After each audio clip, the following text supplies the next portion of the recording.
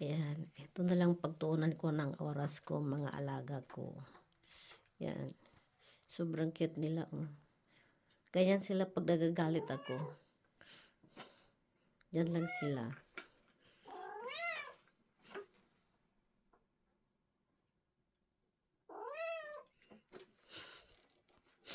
Yan.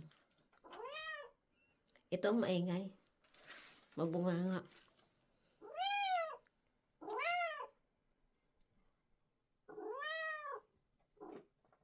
Buti pa yung isa yun. Tahimik lang yun. Mabait yan. Yan ang mabait kong pusa. Ito. Malikot to.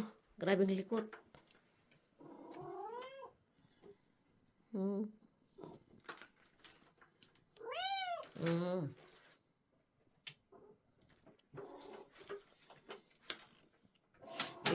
Yan ang mga higaan nila. Ginawa ko yung pagkain nila. Nandiyan na nakahanda na. Yan. Odiga? Odiga? Ay? Ay? Ay? Gustong bumaba yan. Sabi ko na nga eh.